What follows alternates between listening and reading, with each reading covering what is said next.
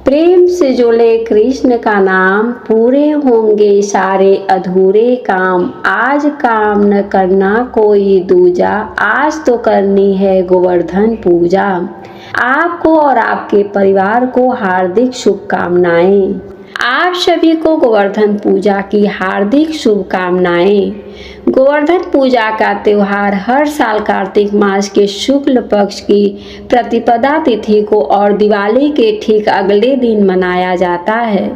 इस दिन गोवर्धन और गौ माता की पूजा विशेष रूप से की जाती है और लोग अपने घरों में गोबर से गोवर्धन पर्वत का चित्र बनाकर गोवर्धन भगवान की भी पूजा करते हैं और भगवान कृष्ण की पूजा करते हैं। आज गोवर्धन पूजा के इस शुभ अवसर पर सुनिए गोवर्धन पूजा की कथा।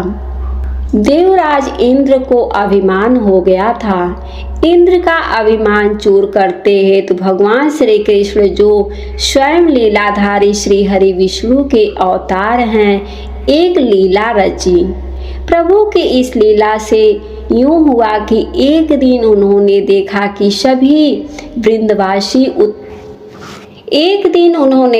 कि सभी ब्रिजवासी उत्तम पकवान बना रहे हैं और किसी की पूजा तैयारी में जुटे हैं। श्री कृष्ण ने बड़े भोलेपन से मैया यशोदा से प्रश्न किया, मैया, ये आप लोग किनकी पूजा की तैयारी कर रही हैं?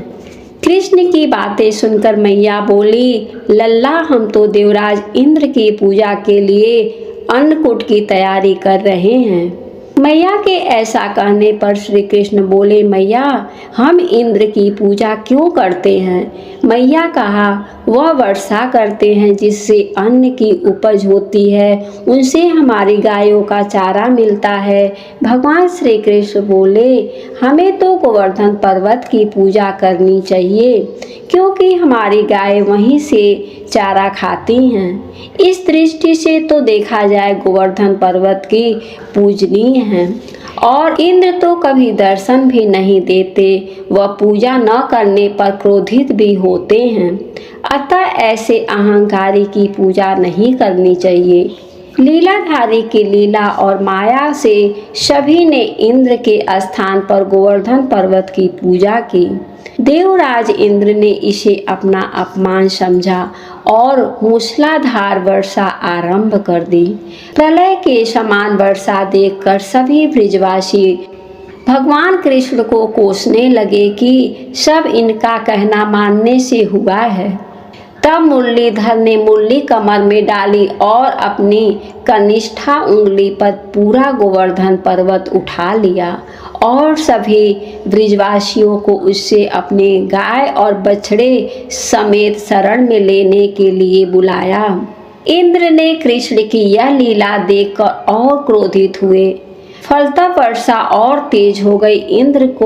इंद्र का मान मर्दन के लिए तब श्री कृष्ण ने सुदर्शन चक्र से कहा कि आप पर्वत के ऊपर रहकर वर्षा की गति को नियंत्रित करें और शेष नाग से कहा, आप मेड़ बनाकर पानी को पर्वत की ओर से आने से रोकें।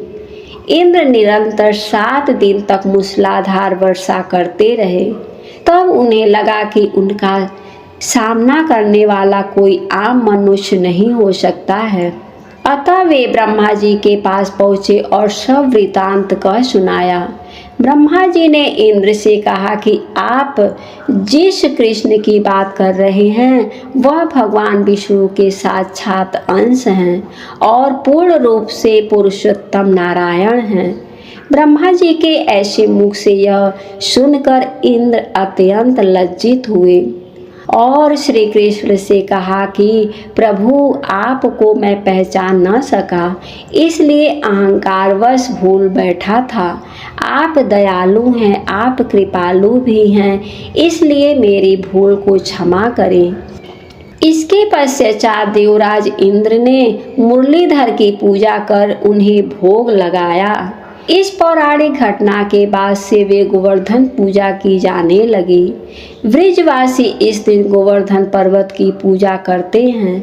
गाय बैल को इस दिन स्नान कराकर उन्हें रंग लगाया जाता है व उनके गले में नई रस्सी डाली जाती है। गाय और बैलों को गुड़ और चावल मिलाकर खिलाया जाता है।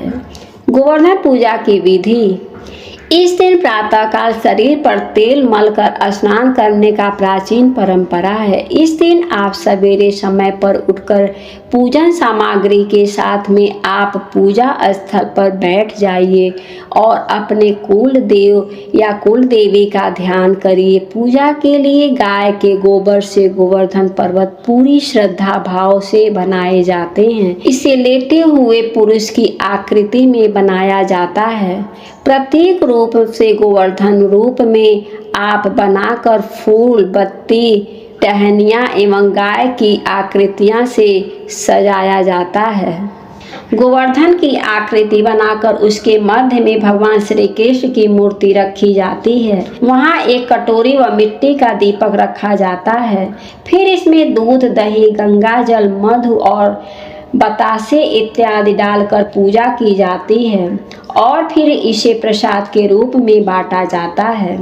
गोवर्धन पूजा के दौरान एक मंत्र का जाप करना चाहिए।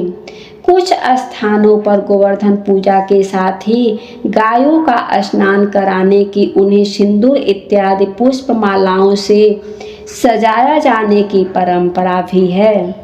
इस दिन गाय का पूजन भी किया जाता है। तो यदि आप गाय को स्नान कराकर उसे सजा सकते हैं या उसका श्रृंगार कर सकते हैं तो कोशिश करिए कि गाय का श्रृंगार करें और उसके सींग पर घी लगाएं, गुड़ खिलाएं। गाय की पूजा के बाद एक मंत्र का उच्चारण भी किया जाता है जिससे लक्ष्मी जी प्रसन्न होती हैं और आपके घर में कभी धन की कमी नहीं रहती है। फल, मिठाई इत्यादि आप पूजा के दौरान गोवर्धन में अर्पित करिए। गन्ना चढ़ाइए और एक कटोरी दही नाभि स्थान में डालकर झरनी में से छिड़कते हुए गोवर्धन जो बनाया जाता है गोबर का, उसमें दही डालकर उसको झरनी से छानिए और फिर गोवर्धन के गीत गाते हुए गोवर्धन की 7 बार परिक्रमा की जाती है।